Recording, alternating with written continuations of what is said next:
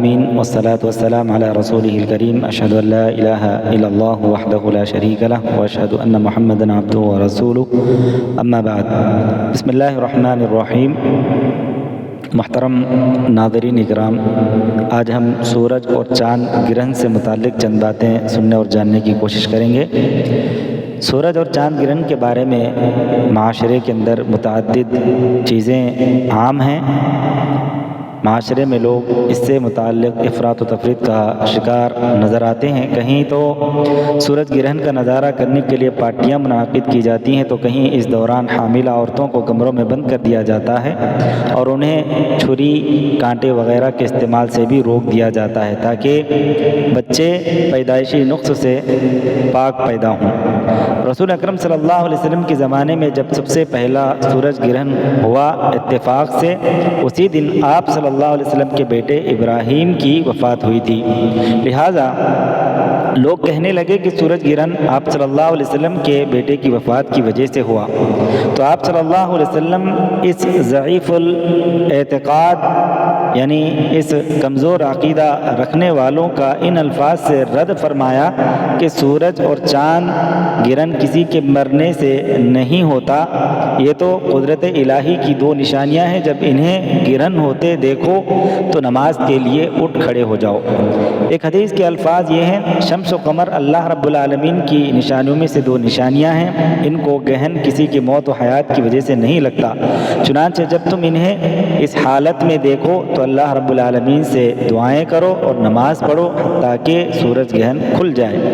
صحیح بخاری کی ایک اور حدیث میں مرقوم ہے کہ آپ صلی اللہ علیہ وسلم نے فرمایا کہ چاند اور سورج کا گرہن آثار قدرت ہیں، کسی کے مرنے جینے سے نمودار نہیں ہوتے، بلکہ اللہ اپنے بندوں کو عبرت دلانے کے لیے ظاہر فرماتا ہے۔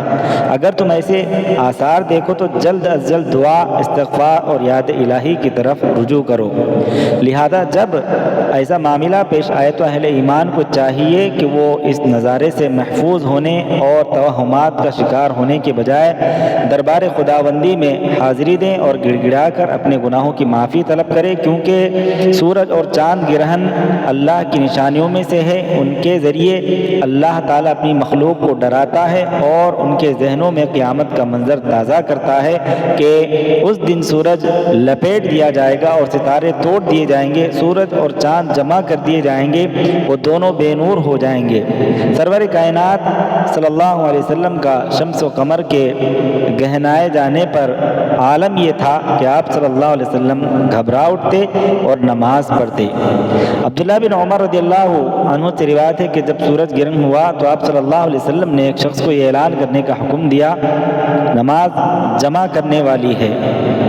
سورج اور چاند گرہن کی نماز کا طریقہ یہ ہے، ابن عباس رضی اللہ عنہ سے روایت ہے کہ نبی کریم صلی اللہ علیہ وسلم کے زمانے میں سورج گرہن لگا، آپ نے 2 رکعتیں پڑھی، آپ نے سورہ بقرہ کی مقدار کے قریب لمبا قیام کیا، پھر لمبا رکوع کیا، پھر سر اٹھا کر پہلے قیام سے کم لمبا قیام کیا، پھر پہلے رکوع سے کم لمبا رکوع کیا، پھر 2 سجدے کیے، پھر کھڑے ہو کر پچھلے قیام سے کم لمبا قیام کیا، پھر پچھلے رکوع سے کم لمبا رکوع کیا، پھر پچھلے قیام سے کم لمبا قیام کیا، پھر پچھلے رکوع سے کم لمبا رکوع کیا، پھر 2 سجدے کیے اور تشہد پڑھ کر سلام پھیرا۔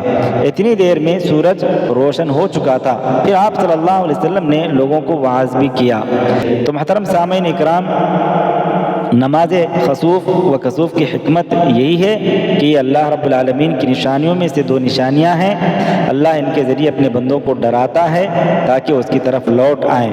آپ صلی اللہ علیہ وسلم نے فرمایا کہ بے شک سورج اور چاند کسی کی موت یا زندگی کی وجہ سے گرہن نہیں ہوتے، بلکہ اللہ کی نشانیوں میں سے 2 نشانیاں ہیں کہ اللہ ان کے ذریعے اپنے بندوں کو ڈراتا ہے۔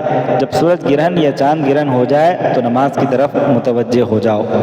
اللہ رب العالمین سے دعا گوہوں کہ الہ العالمین ہم تمام کو اس بات کو سمجھنے اور اس پر عمل کرنے کی ہمیں توفیق اور ہدایت نصیب فرمائے۔ آمین۔ وآخر دعوانا ان الحمد للہ رب العالمین۔